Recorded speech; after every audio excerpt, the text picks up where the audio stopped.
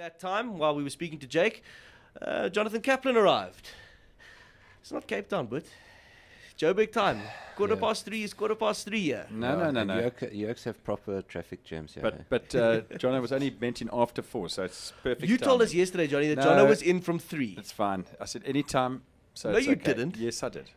Anyway, it's not important. The important thing is that you're here. Yeah. Call it like it is.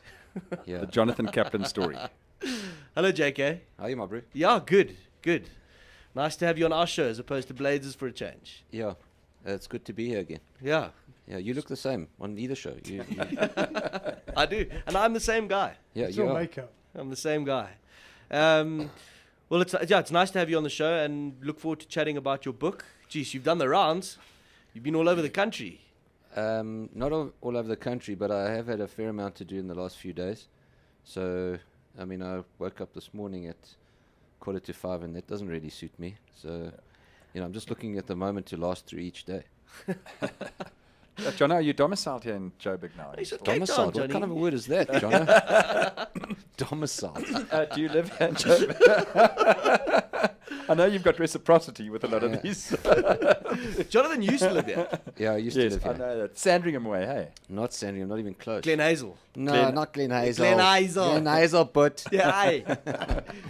No, I lived in Elton Hill, which is sort of Ilovo. Yes. Oh, that's nice there. Elton Hill. Anything with a bit That's of still with Elton. the guys there. Yeah, still with the guys, brother. Still with the guys there. You're safe. That's safe territory. Yeah, I'm all right there. We've even got the Bluebird Centre now. You got the bluebird right there. Yeah, right there. All right. JK with us this afternoon. We're going to be chatting about his book. And yeah, it's Call It Like It Is, the Jonathan Kaplan story. It's on the shelves. It's actually, it might be off the shelves. It's gone for a reprint already. It's doing really, really well. We'll chat to Jonathan after Johnny's sports headlines and a tune. What's making sports headlines, Johnny? So wait, you're supporting Colombia, JK, in the World Cup? No, I'm not supporting them, but I'd like one of these smaller teams that don't normally achieve success. So whether it's Belgium or Colombia, whoever it is, I'd like someone to get through to the semi-finals. I think Poland were the last sort of rank underdog to sort of get through to a good stage. Yeah, I remember that game. It was a cracker. Actually, Poland used to get through, and then South Korea did it in 2002 at home. Yeah, no, it'd be great. Talking to the mic, Neil. Be great to get one of the small sides too. Jonathan's football knowledge. I just picked up a picture of Carlos Valderrama, and we started talking about that Colombian side where Esteban got killed for scoring an own goal. Fascinating. So Yeah, he they knows don't his mess football. around He there. knows his soccer, this bloke. Yeah. It's good. I'm just going to make that point. Andres Escobar, Yeah, but they... not Pablo. No. Pablo's your mate. Pablo probably Pablo's your mate. Pablo probably organised that killing of Andre. Yeah. Anyway, sorry, Will give me... Perfect. Okay, welcome to the studio. Welcome to Bulls Radio again. It's your second time that you've been here. The first time was with Hugh Bladen on Blades on Bulls, and you'll be back there on Monday. But yeah, here to chat specifically your new book that's been out for how long now? It's coming up for 3 weeks. Mm-hmm. And in that time, reached bestseller status and gone for a reprint already. Yeah. Jeez, that's amazing. Yeah. Well, what did you expect, Bud? No.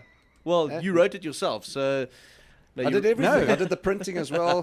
How does Mark fit into the whole picture there, Jono? You need quite a big space for him Yes. because he's only 6'8". Wow. So, Mike who, Johnny? Mike Bear. Mike Burr. So Mike Burr, yeah.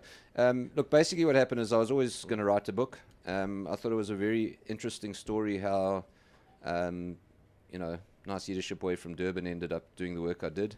I've got absolutely no background in rugby, and neither has my family. And I was discouraged from, using this as a profession or getting into it. And so just the getting to where I did get, even in the early 2000s, was a very tellable story. And how Mike came into it is, I didn't really want to use somebody from inside the rugby clique. So I wanted the story to be told more, not just a sports story or a rugby story. I wanted it to be a little bit more about life. And so I had to choose someone from outside the realm. And I spoke to Andy Cahoon, who's media manager at SA Rugby, or some similar title, and he recommended that I use Mike, or that I at least approach him. And when I met him, He's pretty monotone, and I'd love you to try and rip him off. I as need to well. hear him. Yeah, obviously, Yeah. But anyway, but what I found about him that was quite refreshing is that he seemed to be exceptionally honest, straightforward, down the line type of bloke that I knew I could rely on to complete the task. And in addition to that, I'd read one or two of his pieces that he'd written and won awards for, and he was able to include emotion in his writing, which was quite important for my story. And so based on those two and a little bit of a feeling and a whim, I decided that we'd form a partnership. And after that, I went to the publishers, Random House, Strike, Zebra Press, whatever they want to call themselves, and I met the publisher, and she basically just said to me, "Go for it. We'd love you to do the book. We'll back you." I mean, they didn't balk at the idea at all, and the previous referee books hadn't been successful at all. So, I was very happy that part jumped out at me, and then I gave Mike about 100 hours of material, and then it was for him to put coherently into a story. book. Yeah. I think you've already sold more copies than Nigel Owen has of his book. Didn't that come out recently? Yeah. Yes. No, Johnny, that book's been out for 4 years, and that joke is old. And Jonathan doesn't know what you're talking about. But when did you decide that you wanted to put your career on paper? I think as soon as I started to achieve a measure of success, like I said, that was the time where I thought, so it was late 90s, early 2000s. I'd got my green and gold blazer. I'd started to referee a couple of tests, refereed in the Six Nations, Tri Nations. I'd started to ref some big games, and I thought to myself, this is a good story for others to hear. And it's just a story, really, because, for some people, I think I'm hoping that it'll inspire them in some way. Because, like I said, I'm not particularly athletic. I don't have a background in rugby. I shouldn't have really been doing the work that I ended up doing. And I loved it, and I loved every step of the journey. But you don't knock yourself on the athleticism. I mean, Johnny's not particularly athletic, and he's done 10 comrades. So what are you talking about? He's just having a dig, hey? So, it's all relative. Yeah. It's all relative. And he's done no comrades, so... Yeah, but I mean, I want to keep my knees for the rest of my kettle life. black, isn't it? Anyway, just saying. Girls. Just putting it out there. I'm just saying. Jono, what really fascinated me was how much your mum played a big role in your whole career. I heard something about her taking you to Ellis Park one day, and you just arrived there, and she really tried to pull strings there for you, didn't she, and helped in a big way? Well, not quite like that, but basically what happened is I got my nose broken playing for the second team. We actually only had 1.5 teams, so I was only really filling in. And I got my nose broken, and my mom, when she saw my nose sitting on my cheek, didn't think it was a good idea that I carried on playing. And so she made the call to Ellis Park, and she said, "Listen, I'd like to know how to become a referee." And they said, "No, we don't accept women referees." So she said, "Oh, it's not actually for me, it's for my son." And they said, "How old is he?" So she said 17. They said, no, that's a bit young. So anyway, she was instrumental in convincing them and persuading them that I should be able to go to my first meeting. And I arrived there. I didn't have my license, so I was the only one that arrived with an escort. My mum waited in the parking lot while I finished with the first meeting. That's a nice Jewish mom for you. Yeah, she waited. Her friend Stephen Rich, who was also in the fashion industry, they tried to comfort each other that it wasn't really so bad in the parking lot in Robertsham in the south of Joburg. And, when I came out with Gert Bezuidenhout, who was then the chairman, I think he may have thought that I was nervous of the dark. So he came out and just, made sure that I got to my mom's car. And he just sort of made a little throwaway line that, one day your son will be a test ref. Not wonderful. Yeah. And when I left, my mom said to me, "My boy, one day you will ref a test at Twickenham," which was the only ground she really knew. So I said, "Ma, if I ref a test at Twickenham, I'll kiss you on the field." And so 19 years later, I did that, and that's one of the great photos in the book. Yes. And that theme permeates probably the first 100 pages of the book as well. I suppose when you started out, well, let me actually ask you, when you decided that you wanted to be a referee, was a referee actually a viable career option? No, there was no career in refereeing, but I was doing it as a hobby, and I enjoyed being part of the game. So obviously playing was first prize, but I wasn't really interested in the playing side of things.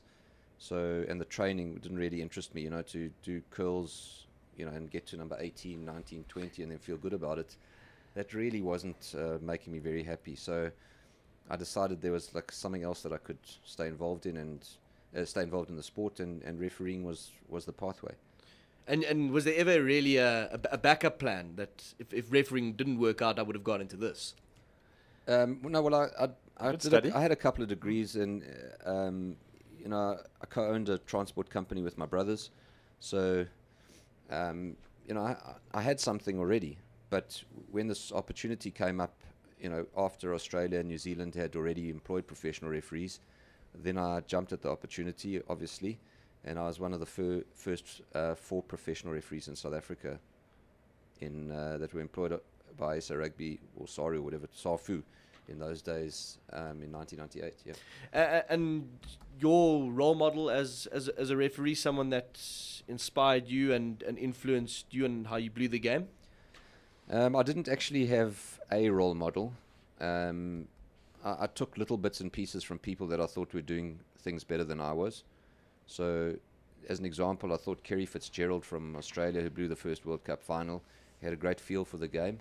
So he didn't really make a lot of decisions, but he just seemed to sort of float around the field and with a sort of magic wand, and the games generally were easy to watch.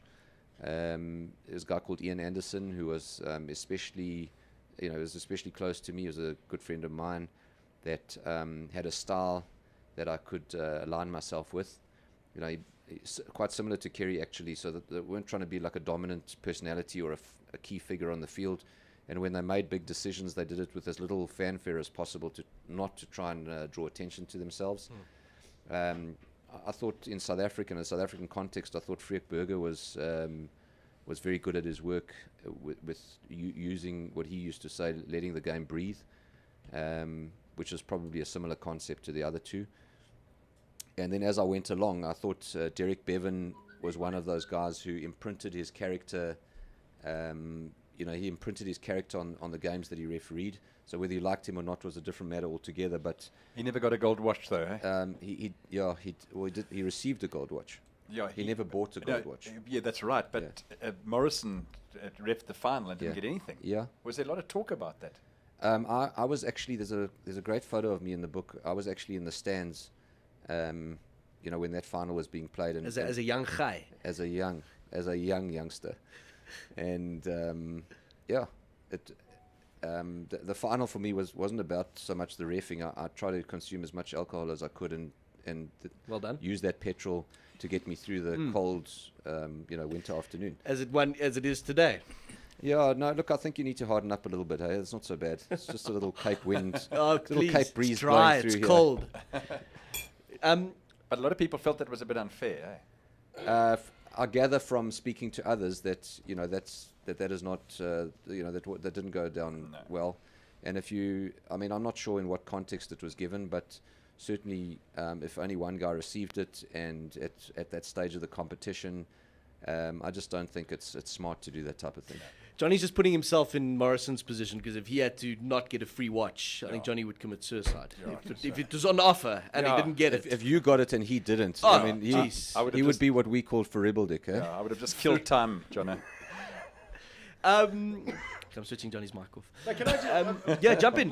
I did that whole 2003 and the build-up to Rugby World Cup as an English journalist, obviously, with the Sunday Mirror, and you were the bloke that unkindly counted all our players and came to 16 on one occasion. So not popular, but much more popular. Which South African ref the final? Watson ref the final. I've never seen men that angry after a final that they've won. The England team, I've never seen. Ronnie Reagan, the reserve hooker, I had to hold him back. He wanted to go and find Watson and give him what for. But you were the one that adroitly counted the 16, the extra player that England had on for a couple of minutes. Was that one of the group games, or was it Was a it a groupie game. quarter-final? It was a group game, wasn't it? So that I didn't know Ronnie Reagan played rugby. No, well, For the States. Ronnie had a disguise on. But anyway, listen, Ronnie was a little hooker that we had. He had another name, but that was his nickname, Ronnie. I refed England in probably one, if not the game of the tournament, then certainly one of the games of the tournament. Because if you remember correctly, that tournament produced just sterile results the whole way through to the semi-final. France, It was sterile results right through to the semi-finals when Australia upset New Zealand in the one semi-final, and I think the other one, I don't think England-France, and no one really knew who'd win that game, but I don't think it was a surprise that England won. I mean, they'd beaten all the Southern Hemisphere teams in the preceding autumn test, so that wasn't any surprise. And so you mentioned about the final. You remember that as a sterile World Cup? I remember it as probably the high point, but having been a football journalist as well. Yeah. For England finally to win it. No, I didn't say sterile World Cup. I said it produced sterile results. Yeah. Well, it was the only thing you'd won since 1966, and no wonder you were happy. Exactly. Well, I'm honestly saying to you, we flew all our football journalists to Australia just so they could watch a World Cup semi-final, and we won it. And then they all stayed because they'd never seen England win a semi-final, in their lifetime. I was 5 when it happened. Can I ask John one more question? It's the picture. I did show him this earlier. It's these two lads, Benoit from Spurs, QPR, headbutting his own player last night, late in the game, Cameroon against Croatia. What would a football ref told me this morning, Aiton Corbo, that he would send both players off. What would you have done as a rugby ref? What do you do in a rugby game when two guys on the same side whack each other? Yeah. Look, it's a highly unusual. It has happened. I've seen it actually in British football before. I'm not sure I can't remember exactly. I seem to remember someone in Gary Mabbitt, but I could be wrong. Gary Mabbitt got the big one in 2005 was Kieran Dyer and Lee Bowyer at Newcastle. Newcastle on the pitch started whacking each other, and the ref sent them both off. 2005. Yeah. Look, I mean, I've seen Alan Pardew have a crack at the whole. At the whole player on the side of the field. Yeah. Even the managers do it. Even the managers do it. So it's sort of encouraging the players to sort of think, maybe they can get away with it. Incredible how. I think that one the other day. It is, they're talking football about these things. There was contact in the box, but there was contact, and then you see some jersey pulling where basically the guy rips the jersey off a bloke's body and he gets nothing, but a bloke touches another guy, and the commentary team, the experts, are saying there was contact. What about the other thing? Is the other thing acceptable? So there's contact if you're running, but if you're standing next to a guy and you rip his jersey off, that's cool. That's okay. That's okay. In this particular case, I would have pretty much done nothing because they're doing it to themselves and they're not doing it to anybody else. But if they become an embarrassment on the field and they start going for it, then obviously they've got to walk. But I mean, I thought that Pepe incident the other day. He just touched somebody else's head. Yeah. The bloke was already play acting, so he should have got a yellow. If he was a rugby player, he would have got a yellow card for acting. The Pepe hardly touched him, when they were contesting for the ball, and he pretended like he was so badly injured. So he's actually looking for some purchase to try and get this bloke sent off in the first place. Well, you look at the repercussion and the fallout of that Brian Abana. What happened when Brian Abana in that Heineken Cup final. And for, in inverted commas, diving. Yeah. And, within a couple of hours, Brian had tweeted an apology and he was sorry for it. Yeah. And, we moved on. But it's just the different attitudes that the sports have towards it. Different culture, so it's what's acceptable. Someone asked me on an earlier show today, how would I like to be a soccer ref? And I wouldn't mind the challenge of doing that work. And he said, well, what would you do if one of the players approached you and started to swear at you and go on? I said, that'll be the last time he'll do it because he'll go. And I don't mind if there's 6 guys left on the field, because it's not my responsibility to ensure that an acceptable culture is respected. And I think that's where football is way behind rugby. It's what you tolerate, what you allow will be what's accepted on match day. And I think it's very difficult for referees to implement, football referees to implement strong disciplinary procedures when, in actual fact, all the other mates are allowing players and managers and whoever to go on about their performances. Absolutely. Okay, back to your book, because we are running out of time, but back to your book. I was enjoying that, man. Yeah, no, it was interesting. It was interesting, but we are here to chat about, that and amongst other things. Let's try and promote the book then. Yeah, promote the book. And I'd like to know what you want people to take away from reading the Jonathan Kaplan story. Once again, I don't want it just to be, like I said earlier, these for the publishers and perhaps the author, the number of sales is important. So how many people buy the book? For me, it's less important. For me, the most important thing is everyone who picks it up must enjoy the read. I want them to get to the end of the book and say, "Wow, that was interesting," or "I really enjoyed that," or "I never expected that type of story," which a lot of people have already told me. And like I said, that was the reason why I got Mike, is because he wasn't part of the rugby clique, and he was able to tell a story coherently, but with a lot of emotion. And I had very unique challenges along the way, and I've listed all of them. I mean, every single incident that left an indelible mark on my life or my career is in the book, and I've done it in as the best way I possibly could. I didn't sort of drag anyone through the mud, because that's not my style. But the story was told, and I try to leave the reader to make their own mind up about what they felt about sort of situations. And just to get back to the question, so what would I like people? I'd like people to feel that they got value for money. I know a lot of people are telling me they're reading it in a day or 2 days, which it makes me happy. But then it's then it's going to be 100 Rand per day. And I don't know if you get value for money like that. So try and stretch it out a little bit. Yeah, read it slow. Yeah, read it slowly. Enjoy That's what I'm doing it as well. Embrace it. There's nice photos for you, Jono. Thank you, John. Yeah, and you can colour some in as well, Johnny. There's a photo of a streaker. There's a photo of a streaker there as well. So you may be impressed with that. Mm-hmm. Okay. Yeah. Is that one that Linda? No, sorry. What was the one? Erica. Wasn't there? She was the first Twickenham. story, Erica Rowan was the first woman Where a streaker. policeman put his Yes, hat a in Bobby. the right place. Yeah. That's right. Yeah, famous streaker Yeah. Erica it was. Erica, I think, was the first one Erica at Twickenham. And she Yes. became At a Twickenham. page 3 model on the back of it, amongst Yeah. other things, because she had She was very well she had endowed. quite She good had props. Yeah. Yes. Yeah. Anyway. The rugby All right. term, isn't it? Yeah, that's about right. JK, you've been all over you've been in the big cities. You've been doing promotions in Cape Town, and I saw you were in Durban as well. No, coming up. You're next week. going to Durban next Yeah. week. Tonight, where are you? Oh, no, I'm not going to tell you, buddy. No, you don't say where we are. We're I'm going. not gonna tell I'm you. going as well. Oh, is it hush hush? No, well, it's not for everyone to go. Imagine the whole of It's- Joburg will be there. They love Yeah, Jono. it's only for my top 1,000. So unfortunately, just Jono made it. He just Yes, scraped in. thanks, John. Yeah. But the Grand in Rivonia Yeah. can fit way more in than that. No, that's called the G spot, not the The Grand. grand will get you in.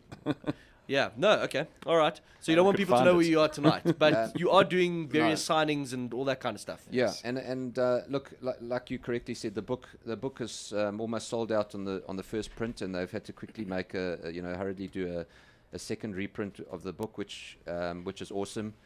And I'm just chuffed that people are enjoying the story.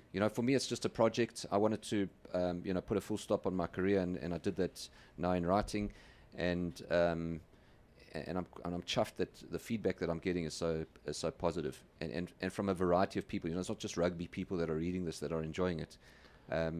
Yeah. Yeah. And plans for the future besides launching your media career on Blades on Balls? Book 2. Book 2, yeah. Book 2. Book 2 is always an option. Life on my Vespa in Fresno. It's called The Year After. No, not look. I'm toying with that idea, I must say, but there are a couple of things that are in the pipeline that I can't really speak about at the moment. But some of them are in the corporate environment, and some are I'd like to retain a foothold in the high performance arena in rugby, and so I'm still involved with UCT, and I'm hoping to help them to win the league, do the double. Do the double. Yeah, which is something that's on our radar. And Blades is one of the things. I've got a website called Rate the Ref. So so it's not so much slagging the ref off. It's more about highlighting to the public, the controversial decisions as we do, on the Blades show, which I think is cool. I think I'd like more people to sort of listen in, and more people to become aware that there are frailties in the system. It's not that people are not trying. It's not that people are not giving 100%, but there are holes in the system where a lot of improvements can come. Okay. Jonathan Kaplan in studio with us this afternoon. You didn't by any chance also write The Dressing Station, A Surgeon's Chronicle of War and Medicine? No, but I got that book. Have you got Yeah, it? yeah, I got that book. I thought it was remarkable that my name was already there. Yeah. And I hadn't even written Because it. if you And- Google Jonathan Kaplan and book, that's what comes up. The Dressing Station, A Surgeon's Chronicle of War and Medicine. yeah, and there's a director for a movie called Project X, and his name was Jonathan. So I'm pretty common. I think that's one of the videos that Johnny was talking about earlier. But only you will call it like it is, the Jonathan Kaplan story. It's only one book. And yeah, it is. How much is it? If people want to buy it, It varies between 200 and 226, I think. 199 and 226, depending on which store you go to. And like I said, we're on to the second print. Thanks to everyone for correcting some of the small errors that we made. Like, for example, I got so excited when I beat Wally Hayward, who had never lost in Comrades before. On the 1 year, I heard that he was running pretty close to me, and I was very confident that I could beat him. And I mean, I did mention the fact that he was 77 in the year that I beat him. I beat him by 7 minutes, actually. It was quite a comprehensive walloping of note. But in actual fact, someone pointed out the other day that he was 79. So, yeah. oh right, so that makes it all the more better. Yeah. That makes it way better. Yeah, exactly. JK, thanks for popping in this afternoon. It was great to chat to you. It always is. And yeah, all the best with the book sales. It sounds like you don't need much luck there. It's doing really well. Yeah. Balls.co.za